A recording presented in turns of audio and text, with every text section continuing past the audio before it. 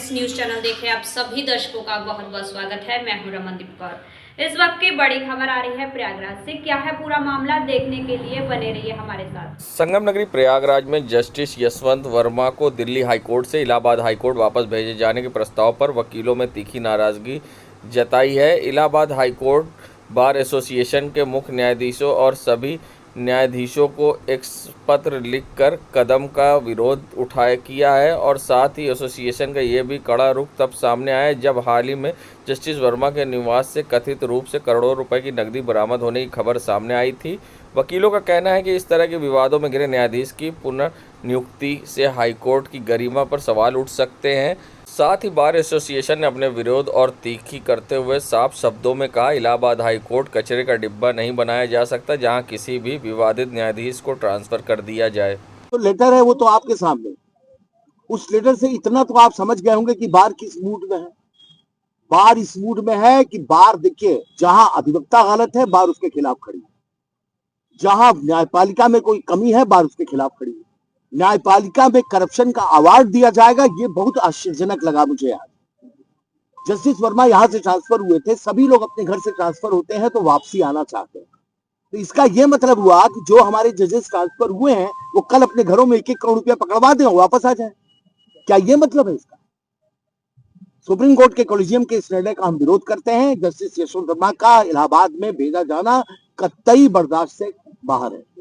High court bar ये मांग करता है कि उनको रिजाइन करवाया जाए, उनसे कहा जाए रिजाइन करें, और नहीं करते हैं तो इलाहाबाद नहीं भेजा जाए और हम रिजोल्यूशन पास करके हम इनके इम्पीचमेंट तक का प्रस्ताव भेजेंगे संसद। अगर वो यहाँ पर आते हैं तो अधिवक्ता उनके कोर्ट में जाएंगे। अगर वो यहाँ आते हैं तो पहले ओथ होनी है, पहले ओथ के दिन से ही हमारा विरोध रहेगा। उनकी ओथ का हम बहिष्कार करेंगे। और अगर उन्होंने ओथ ले भी लिया, क्योंकि भाई बंद कमरे में भी ओथ हो सकती है, बंद कमरे में भी ओथ हो सकती है, इन परिस्थितियों में उनकी अदालत में काम नहीं। जो आज आपने रिजोल्यूशन पास किया है उसमें कई जगह लिखा है कि इलाहाबाद हाईकोर्ट कूड़ेदान नहीं, क्या मतलब है सर इसका? भाई सिंपल सी बात है, हमारे मेज पे एक जजमेंट, एक कागज पड़ा है, उस कागज को मुझे लगता है किसी काम का नहीं है, सादा कागज हो सकता है, काम का नहीं है, यूज हो सकता है उसका, लेकिन फिलहाल मुझे यूज का नहीं है तो उसे उठाया, फाड़ा और ट्रैश बिन में फेंक दिया। तो क्या जस्टिस यशवंत वर्मा को वहां के लायक, दिल्ली हाईकोर्ट के लायक नहीं थे इसलिए कूड़ेदान में फेंका जाए? इलाहाबाद हाईकोर्ट के लायक है? क्या इलाहाबाद हाईकोर्ट कूड़ेदान है? क्या यहाँ ईमानदार जजेस की जरूरत नहीं है? अभी कुछ दिनों पहले जैसा कि आपने नाम बताया है, ऑनरेबल जस्टिस यशवंत सिन्हा जी के घर पे आग लग गई। जब वहां पर फायर ब्रिगेड की टीम पहुंची और पुलिस पहुंची तो आग बुझाने के दौरान उनको एक अलमारी से काफी नगद राशि बरामद हुई, बहुत बड़ी नगद राशि। हम लोग को ये जानकारी, हम लोग के जो साथी अधिवक्ता दिल्ली में हैं, उन्होंने हम लोग को सोशल मीडिया से ये जानकारी दी और साथ में ये भी बताया कि सुप्रीम कोर्ट ने आनंद फानंद में एक कॉलेजियम की मीटिंग बुलाई और उसमें उन्होंने ये फैसला लिया कि हम लोग उनका ट्रांसफर कर देते हैं इलाहाबाद हाईकोर्ट, जो उनका पेरेंट हाईकोर्ट है। इस पर हमारा ये कहना था, क्या हमारा हाईकोर्ट डस्टबिन हो गया है कि आप किसी भ्रष्टाचार के आरोप को झेल रहे जज को इलाहाबाद हाईकोर्ट भेज करके एक प्रयोगशाला के तौर पर इस्तेमाल कर रहे हैं?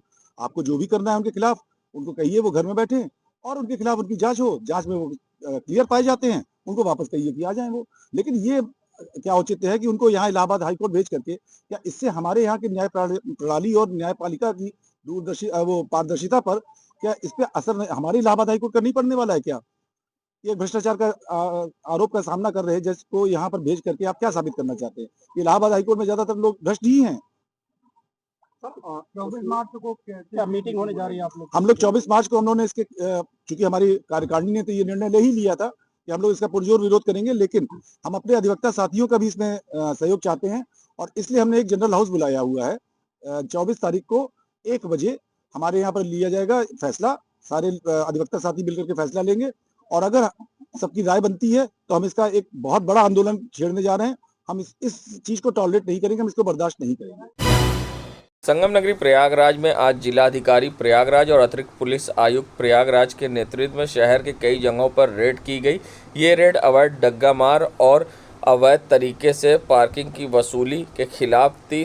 बता दें, जिलाधिकारी प्रयागराज रविंद्र मानड़ संग अतिरिक्त पुलिस आयुक्त डॉक्टर अजय पाल के नेतृत्व में ये चेकिंग अभियान चलाया गया, जिसमें Chandrashekhar Azad park, civil lines के विशाल मेगा मार्ट समेत कई जगहों पर रेड की गई और कई अवैध तरीके से पार्किंग चला रहे लोगों को हिरासत में लेकर उनसे फिर अब पूछताछ की जा रही है कि गैंग में और अन्य लोग कौन कौन शामिल हैं, कि किस तरह से अवैध वसूली की जा रही है और साथ ही किस तरह से अवैध बस स्टैंड संचालित किए जा रहे हैं। वहीं मीडिया से बात करते हुए जिलाधिकारी प्रयागराज और अतिरिक्त पुलिस आयुक्त ने कहा कि ऐसी अब अभियान लगातार चलता रहेगा और इस तरह के लोगों पर सख्त शिकंजा कसा जाएगा। ये एक सरप्राइज चेकिंग हम लोग चला रहे हैं और उसमें जैसा मुख्यमंत्री का निर्देश है कि किसी भी दिशा में अवैध पार्किंग ना चले। अवैध पार्किंग और जो ऐसे वसूली करता है उनके विरुद्ध अभियान हम लोग चला रहे हैं। और यहाँ पे हमें शिकायत मिली थी कि कल से कि यहाँ पे अवैध रूप से पैसा वसूलना इन्होंने शुरू किया है, तो आज गेट नंबर 1 पे मेरे द्वारा और एडिशनल सीपी साहब के द्वारा यहाँ पे रेड की गई है और 3 ऐसे व्यक्तियों को पकड़ा गया है जो यहाँ पे बिना किसी अधिकृत रूप से पार्किंग के नाम पे पैसा वसूल रहे थे। उनको हमने गिरफ्तार किया है, उनको जेल भेजने की कार्रवाई करेंगे और साथ साथ इनके पीछे कौन व्यक्ति है, कौन मास्टरमाइंड है, उसके खिलाफ भी हम लोग कार्रवाई करेंगे और लगातार ये अभियान जारी रहेगा। जनपद में किसी भी दिशा में इस प्रकार की जो अवैध गतिविधि है वो नहीं होने देगा। डग्गामार बसेस के लिए कल ही मैंने निर्देश जारी किया है ARTO और उनकी पूरी टीम और पुलिस विभाग को कि संयुक्त रूप से ARTO और पुलिस विभाग के द्वारा डग्गामार बसेस के विरुद्ध कार्रवाई की जाए और उसमें अगर कोई लापरवाही होगी तो जैसी कार्रवाई हम यहाँ कर रहे हैं उसी प्रकार की कार्रवाई की जाएगी। जनपद में कुछ स्थानों पर अवैध रूप से पार्किंग संचालित किए जाने की सूचना पर DM साहब के द्वारा मेरे द्वारा संयुक्त रूप से टीमों का गठन किया गया। इसमें अलग अलग स्थानों पर टीम विकसित रेड करने के लिए बताया गया। इसमें हमने गेट नंबर 1 जो यहाँ पार्क का है वहाँ पे चेक किया तो 3 व्यक्तियों द्वारा अवैध रूप से पार्किंग यहाँ पे संचालित की जा रही थी। उनके द्वारा पर्चियां काट करके दी जा रही थी जो बिल्कुल अवैधानिक रूप से कार्य किया जा रहा था। इसमें अभी जो उनसे पूछताछ की गई है, कुछ लोगों का नाम उनके द्वारा बताया गया है जिसको तस्दीक किया जा रहा है और जो भी हमारे सामने साक्ष्य आएंगे उन साक्ष्यों के आधार पर हम विधिक कार्रवाई। संगम नगरी प्रयागराज की नवाबगंज पुलिस को मिली बड़ी कामयाबी। नवाबगंज पुलिस और STF ने 103 किलो 500 ग्राम अवैध गांजा और 250 ग्राम अवैध भांग के साथ 3 लोगों को गिरफ्तार किया है। 20 मार्च को थाना नवाबगंज क्षेत्र के झोकरी में यामास डिजिटल लाइब्रेरी के पास से 2 चरपहिया गाड़ी स्कॉर्पियो और स्विफ्ट डिज़ायर से रखे हुए अवैध नशीले पदार्थ के साथ तीनों लोग को गिरफ्तार किया गया है और साथ ही पुलिस अब इनके खिलाफ विधिक कार्रवाई कर रही है। और क्या कुछ कहना है DCP गंगानगर कुलदीप सिंह गुनावत का इस पूरे मामले पर, आइए दिखाते हैं आपको।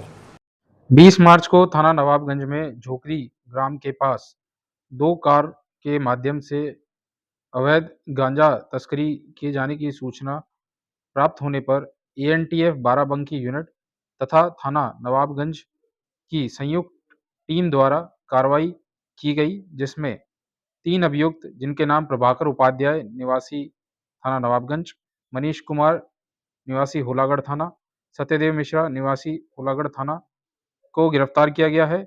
इनके पास से 2 गाड़ियां जो स्कॉर्पियो और स्विफ्ट डिज़ायर के माध्यम से अवैध रूप से ट्रांसपोर्ट किया जा रहा 103 किलो अवैध गांजा व 250 किलो अवैध भांग बरामद हुई है। इस संबंध में थाना नवाबगंज में सुसंगत धाराओं में अभियोग पंजीकृत किया गया है तथा गिरफ्तार 3 अभियुक्तों को जेल भेजा गया है तथा इसमें कठोर विधिक कार्रवाई प्रचलित है। संगम नगरी प्रयागराज के कटरा इलाके में मंगलवार आधी रात बमबाजी से जहां क्षेत्र दहल उठा। बात की जाए तो यहां किराना दुकानदार अशोक साहू के घर पर देर रात पहुंचे अज्ञात बदमाशों ने एक के बाद एक 3 बम मारे और वहीं जोरदार धमाके से पूरे इलाके में दहशत फैल गई। वहीं पीड़ित के मुताबिक पुलिस ने अज्ञात में केस दर्ज कर लिया है, छानबीन की जा रही है। बात की जाए तो रात 2 बजे करीब अचानक ज़ोर से 3 धमाके हुए। वे बाहर निकले तो वहां कोई दिखाई नहीं दिया। बाद में सामने लगे CCTV कैमरे में फुटेज देखा गया। वहीं अशोक बताते हैं कि बाइक से आए 3 युवकों में से उनके घर पर बमबाजी की। लगभग 2:06 पर एक बाइक पर सवार 3 बदमाश पहुंचते हैं।